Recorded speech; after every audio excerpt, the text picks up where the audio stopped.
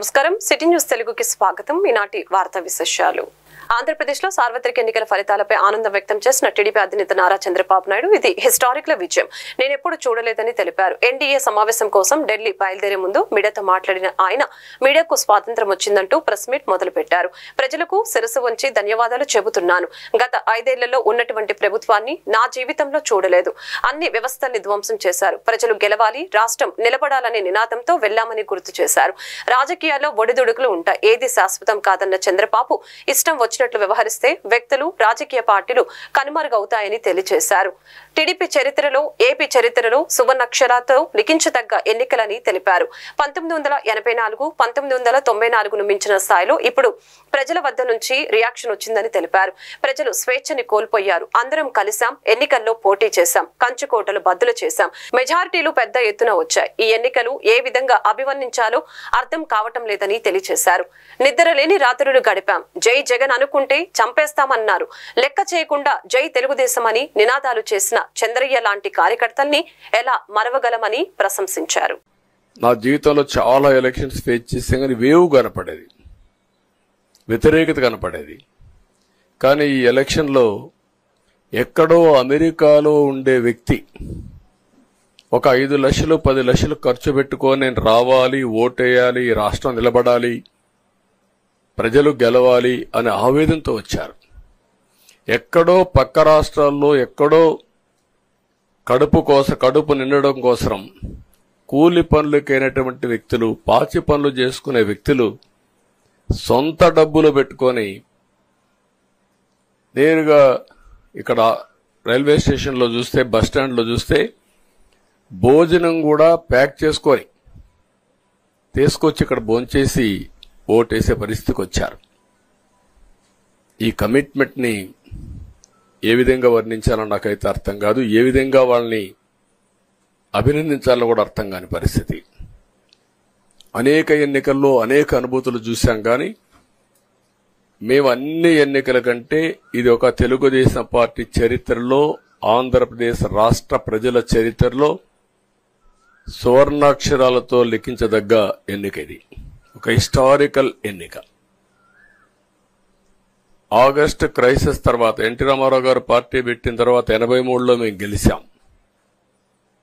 అప్పుడు 200 సీట్లు వచ్చాయి. కొత్తగా పార్టీ పెడతానే ఎన్నికలకు వెళ్లి 9 నెలలు అధికారంలోకి వస్తే 200 సీట్లు వచ్చాయి. 94లో మీరు ఒక్కసారి చూస్తే ప్రజా వ్యతిరేకం వల్ల 3 ముఖ్యమంత్రులు మారడం వల్ల ఆ రోజు మీరు ఎన్నికలు చూస్తే దగ్గర అపోజిషన్ పార్టీకి రిక్వైర్డ్ నెంబర్ అంటే అపోజిషన్ లీడర్గా వచ్చే స్టేటస్ రాకుండా వచ్చాయి. అవన్నిటిని వర్పించే విధంగా ఈసారి ఊహించని విధంగా వచ్చింది. అంటే అధికారంలో భాగస్వామ్యం జనసేన అధినేత పవన్ కళ్యాణ్ కీలక వ్యాఖ్యలు చేశారు. జనసేన అధినేత పవన్ కళ్యాణ్ మాట్లాడుతూ జనసేన ఎమ్మెల్యేలు, ఎంపీలతో ఆత్మీయ సమావేశమైన పవన్ ఈ సమావేశంలో పవన్ గెలుపు కోసం కృషి చేసిన వర్మను అభినందిస్తూ తీర్మానం చేశారు. సమావేశంలో వర్మను ఆలింగనం చేసుకున్నారు పవన్ కళ్యాణ్. ఇక పవన్ ను సాల్వా కప్పి సన్మానించారు వర్మ. ఆ తర్వాత ఎంపీలు, ఎమ్మెల్యేల ఆత్మీయ సమావేశంలో కీలక కామెంట్స్ చేశారు. త్వరలోని జనసేన పార్టీ కార్యాలయం పూర్తి స్థాయిలో అందుబాటులోకి రాబోతుందని తెలియజేశారు. ఏపీ ఇప్పుడు దేశానికి కీలకమైందని తెలిపారు. అందరి సహకారంతో పోటీ చేసిన అన్ని సీట్లు గెలిచాం. పోటీ చేసిన అన్ని సీట్లను గెలిచిన పార్టీ ఇప్పటి వరకు లేదు. దేశంలో ఈ తరహా విజయాన్ని దక్కించుకుంది జనసేన పార్టీ మాత్రమేనని తెలిపారు. పవన్ కు అంత మెజారిటీ వస్తుంది, ఇంత మెజారిటీ వస్తుందని అంటుంటే నాకంటే కొందరు ఎమ్మెల్యేలకే ఎక్కువ మెజార్టీలు వచ్చాయి. ప్రజలు బలమైన మార్పు కోరుకోబట్టే ఇలాంటి తీర్పు ఇచ్చారని జనసేన అధినేత పవన్ కళ్యాణ్ స్పష్టం చేశారు.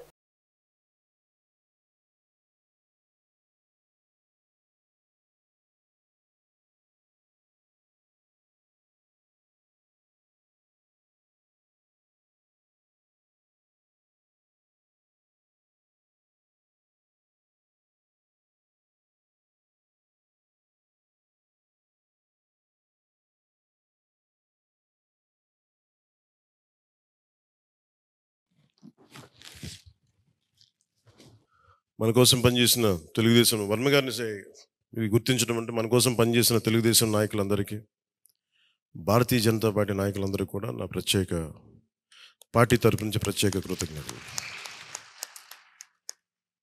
అలాగే జన సైనికులకి ప్రత్యేకించి మీరు పడ్డ శ్రమ, కృషి మేము మర్చిపోలేం. మిమ్మల్ని గుండెల్లో పెట్టి చూసుకుంటాం. మీ భవిష్యత్తు కానీ మీ బాధ్యత మీకు ఎలా ఉండాలనేది మేము గుండెలో పెట్టి చూసుకుంటాం. అలాగే మా ఆడపడుచులకి, వీర మహిళలకి, యువతులకి జనసేన కోసం మీరు పడ్డ శ్రమ మేము మర్చిపోలేం. మీ అందరికీ కూడా నా ప్రత్యేక ధన్యవాదాలు, కృతజ్ఞతలు. మీ శ్రమని, మీరు చేసిన ఈ కృషిని మేము మర్చిపోం. మీ ఆశయాలని మీరు దేనికోసం పనిచేస్తున్నట్టు ముందంటే తీసుకెళ్తాం. ఈ జనసేన కార్యాలయం ఇంకొద్ది రోజుల్లో ఫుల్ ఫ్లెడ్జ్డ్ ఫంక్షనింగ్ ఆఫీస్ అవ్వబోతుంది, రెడీ అవబోతూ ఉన్నది. మనకి రాష్ట్రంలో ఈ నలుమూలలు ఎవరు వచ్చినా కానీ దానికి తెరుచుకొని ఉంటాయి తలుపులు. ఇప్పుడు నా కోరిక ఏంటంటే 24 గంటలు పనిచేయాలి ఆఫీసు. అపరాత్రి అర్ధరాత్రి లేకుండా ఎవరికి ఏ సమస్య వచ్చినా అది ఉండేలా. చాలా కష్టసాధ్యమైన విషయం. కష్టసాధ్యమైతే సాధించాం ఈ రోజున. దాన్ని కూడా సాధిస్తామని మీ అందరికీ తెలియజేసుకుంటూ నేను 6 ప్రత్యేకించి చెప్పాను. విద్య, వైద్యం, ఉపాధి, సాగునీరు, తాగునీరు, లా అండ్ ఆర్డర్.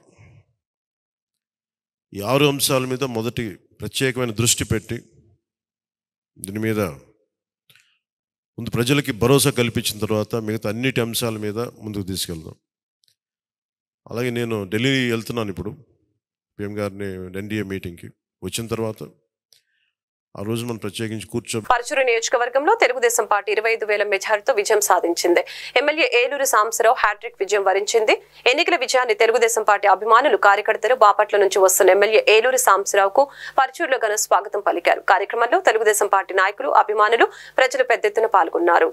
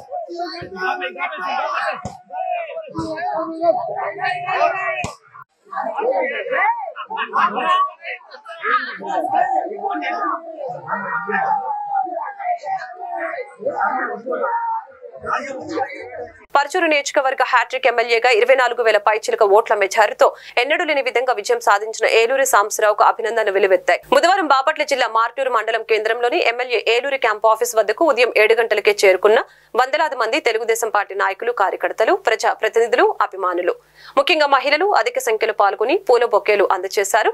పూలమాలలు వేసి సాల్వాలు కప్పి ఎమ్మెల్యే ఏలూరికి తమ అభినందనలు తెలియజేశారు. ఈ సందర్భంగా కార్యకర్తలు జై ఏలూరి, జై చంద్రబాబు నాయుడు, కాబోయే మంత్రి ఏలూరి, ఏలూరు నాయకత్వం వర్ధిల్లాలి అంటూ నినాదాలతో హోరెత్తించారు.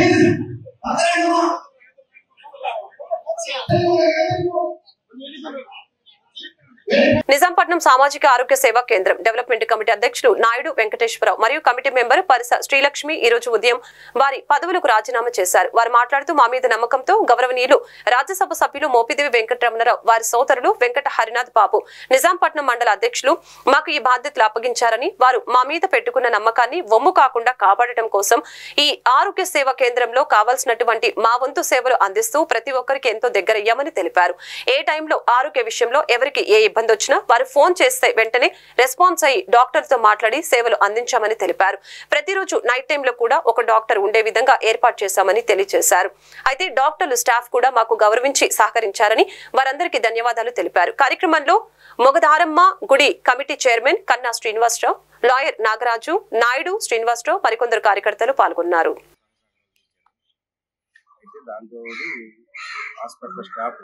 స్లీపర్ నుంచి డాక్టర్స్ వరకు నర్సులు కానీ అందరూ చాలా బాగా సహకరించి హాస్పిటల్ మంచి పేరు తెచ్చారు. మా గొప్పతనం కాదు, ఆ స్టాఫ్ కూడా బాగా సహకరించారు. ఆ స్టాఫ్ సహకరించారు. పొలిటికల్గా మినిస్టర్ సపోర్ట్ ఉంది. మళ్ళీ పైకి వచ్చి కింది స్థాయిలో మోదీ మార్కెట్ గారు కానీ, కన్నా శ్రీనివాసరావు కానీ, ఇక్కడ నాదర్ గారు కానీ, వాకింగ్ బ్యాచ్ కూడా పొద్దున్నే అసలు బాగా జరుగుతుంది సపోర్ట్ చేసేవారు. వాకింగ్ లో కూడా హాస్పిటల్ బాగా చెప్పుకున్నా వాళ్ళు పొద్దున పూట ఉదయం పూట నా వాకింగ్ అందరూ బ్యాచ్ కూడా నాకు బాగా సపోర్ట్ చేస్తారు. ఆ వాకింగ్ బ్యాచ్ కానీ ఇక్కడ లోకల్ గా పొలిటికల్ గా కానీ అందరూ కూడా నాకు లోకల్ నాయకులు, నా ఫ్రెండ్స్ కానీ, నా లోకల్ నాయకులు కానీ, పైపు అధిష్టానం మినిష్ గారు కానీ, రామరావు గారు కానీ వీళ్ళందరూ కూడా చాలా సహాయించారు. అర్ధరాత్రి కూడా నేను డాక్టర్స్ని నర్సులు ఇచ్చేవాడిని. అంటే ఏమైనా ఉంటే మీరు గుర్తుకోవద్దు, క్షమించండి. డాక్టర్స్ కానీ నర్సులు కానీ క్షమించండి అంటే అర్ధరాత్రి కూడా ఇచ్చేవాడిని. పేషెంట్ ఎంత చేయండి అని చెప్పాలి. అంటే నేను పేషెంట్కి వస్తున్న నేను ట్యాక్లేసింది మీ మీద కోపం అయితే కాదు, మీరేమనుకోవద్దు. స్టాఫ్ కూడా చిన్న పొరపాట్లు అయితే జరిగి ఉండొచ్చు.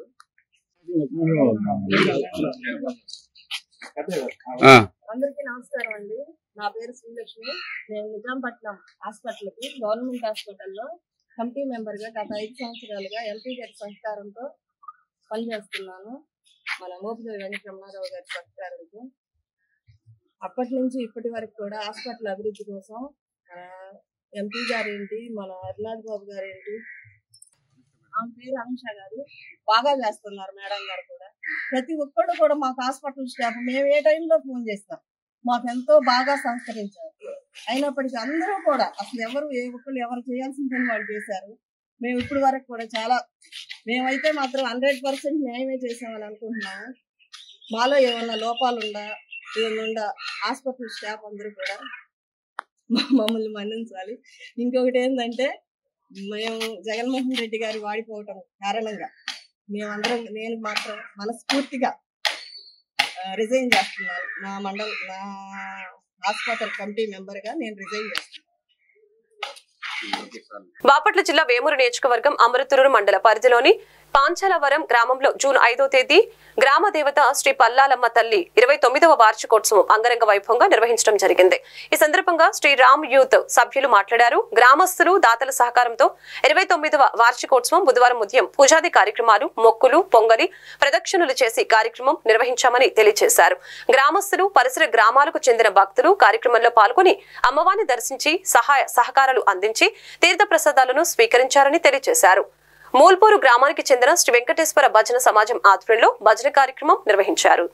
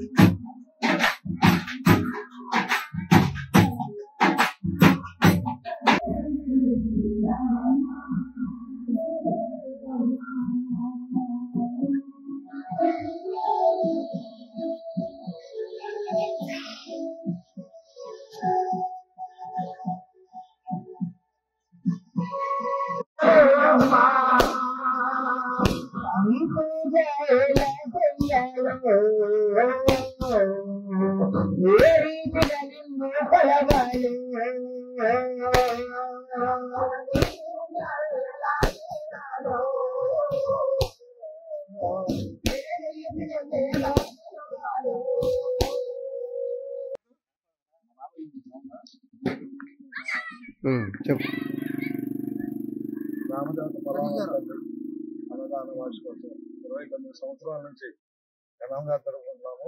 అలాగే ఈ సంవత్సరం కూడా గుడి ప్రతిష్ట అయినటువంటి జూన్ 5వ తారీఖున రామదేవత పల్లాలమ్మ తల్లి అన్నదాన కార్యక్రమం జరుపుకుంటున్నాం. ఈ కార్యక్రమానికి గ్రామస్తులు, చుట్టుపక్కల గ్రామ ప్రజలందరూ వచ్చి ఈ కార్యక్రమం ఇంటివరకు చేయవలసిందిగా కూర్చున్నాం. ఉదయం 10 గంటల దగ్గర నుంచి అన్నదాన కార్యక్రమం, అలాగే పోతుల మొక్కులు చెల్లించుకునే వాళ్ళందరూ పోతుల మొక్కులు చెల్లించుకుంటారు.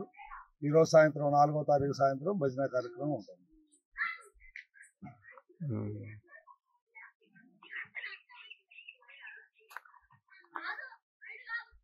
రాష్ట్ర ప్రజలు ఎన్నికల్లో తమకు ఇచ్చిన తీర్పు మాపై మరింత బాధ్యతను పెంచిందని వేమూరు ఎమ్మెల్యే నక్క ఆనందబాబు పేర్కొన్నారు. కొల్లూరు మండలంలోని జువలపాలెం గ్రామంలో వేములపల్లి రవికిరణ్ ఆధ్వర్యంలో జరిగిన నక్క ఆనందబాబు గెలుపు సందర్భంగా తెలుగుదేశం పార్టీ నాయకులతో ఆత్మీయ అభినందన సభలో ఆనందబాబు ముఖ్య అతిథిగా పాల్గొని మాట్లాడారు. ఈ సందర్భంగా ఆయనను ఘనంగా సత్కరించారు. అనంతరం ఆనందబాబు మాట్లాడారు. గడిచిన ప్రభుత్వంలో జగన్మోహన్ రెడ్డికి 151 సీట్లతో అధికారం ఇస్తే అహంకారానికి పోయి రాష్ట్రంలో విధ్వంసం సృష్టించారని మండిపడ్డారు.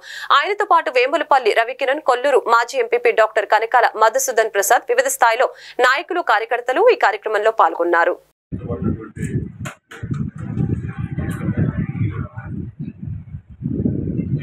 ప్రజానీకం 5 సంవత్సరాల నుంచి పడ్డటువంటి ఇబ్బందులు, కష్టాలు, తెలుగుదేశం పార్టీ కార్యకర్తలు అనుభవించినటువంటి కష్టాలు, కలగండ్లు, వాటన్నిటికీ విముక్తి. ప్రజలు కూడా ఇప్పుడెప్పుడు ఎన్నికలా అని చెప్పి ఎంతో ఉత్సుకతతో ఎదురు చూసి ఒక్కసారిగా బ్యాలెట్ ద్వారా వాళ్ళ తీర్పులు ఇచ్చారనేది ఇవాళ స్పష్టమైంది. జగన్మోహన్ రెడ్డి లాంటి సైకోలకి, మానసిక వ్యాధిగ్రస్తులకి, నియంతలకి,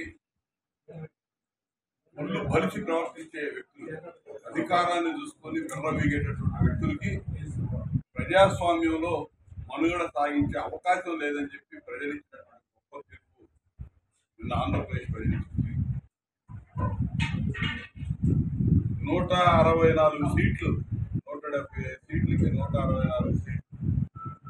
5 ఏళ్ల క్రితం ఇదే జగన్మోహన్ రెడ్డికి 151 సీట్లతో అధికారం ఇచ్చారు ప్రజలు. అధికారం వచ్చిన తెల్లారి నుంచి చూసాం తెలుగుదేశం పార్టీ నాయకులు, కార్యకర్తలు ఇతరులు లేని రాత్రులు ఎన్ని గడిపారు. వేల మంది అక్రమ కేసులకు గురై జైళ్లకు పోయినటువంటి సంఘటనలు చూసాం.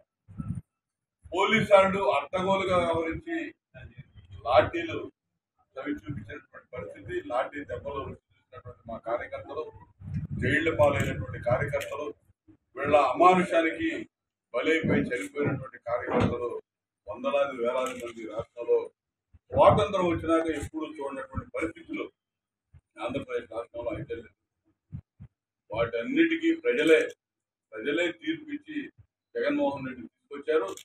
భరించలేని పరిస్థితుల్లో ఇటువంటి వాడు ప్రజా జీవనానికి, జీవితాలకి పనికిరాడు అని చెప్పి తీర్పిచ్చినటువంటి రోజు నిన్నటి రోజు అని చెప్పి చెప్తున్నాను. ఈరోజు ఖచ్చితంగా తెలుగుదేశం పార్టీతో పాటు జనసేన అధినేత పవన్ కళ్యాణ్ గారు సూపర్ 6 కార్యక్రమాలు, మేనిఫెస్టో అమలు, వీటన్నింటినీ ప్రధానంగా అభివృద్ధి, సంక్షేమం రెండు కళ్ళుగా, వీటితో పాటు భవిష్యత్తు. ఈ రాష్ట్రం సర్వనాశనమైంది. యువతరం గంజాయికి, చీప్ లిక్కర్కి బానిస చేశాడు. ఆ వ్యాపారాలు కూడా ముఖ్యమంత్రి చేశాడు నిన్నటి నుంచి ఫుల్ స్టాప్ పెట్టమని అడుగుతా ఉన్నా. మురిగిన కుక్కలన్నీ కూడా వీటితో పాటు జగన్మోహన్ రెడ్డితో పాటు పక్కన చేరి మురిగినటువంటి ప్రతి ఒక్కడు కూడా ఓడిపోయాడు. ఎవడో లేడు. చేయాలి ఏం మాట్లాడతారు? అది ఒక రాజకీయ పార్టీయే కాదు, తాళాలు వేసుకునే పరిస్థితి. వైఎస్ఆర్సీపీ అనేది రాజకీయ పార్టీగా ప్రజల్లో ఉంటుందని నేను అనుకోవట్లా. అసలు అసెంబ్లీకి కూడా జగన్మోహన్ రెడ్డి వస్తాడని నేను అనుకోవట్లా. కాబట్టి ఇటువంటి పరిస్థితుల్లో మా మీద ఇంకా భారం, బాధ్యతలు ఎక్కువ ఉన్నాయి. ఖచ్చితంగా ఆ దిశగా ప్రజలు ఇచ్చినటువంటి నమ్మకం వమ్ము కాకుండా పరిపాలన ఉంటుంది. చంద్రబాబు నాయుడు గారి నేతృత్వంలో కూటమి ప్రభుత్వం త్వరలోనే ప్రమాణ స్వీకారం చేసి ఈ ప్రజారాజ్యం పరిపాలన ముందుకు తీసుకెళ్లడంలో మరొకసారి అంకిత భావంతో ప్రతిజ్ఞ చేసి ప్రజలకు అంకితమై పనిచేయడానికి అందరం సిద్ధంగా ఉన్నాం. ఆ దిశగా ప్రజలు ఇచ్చినటువంటి తీర్పుకి ఈ రాష్ట్ర యావత్తు ప్రజానీకానికి కూడా మనస్ఫూర్తిగా హృదయపూర్వక కృతజ్ఞతలు, ధన్యవాదాలు తెలియజేస్తాం.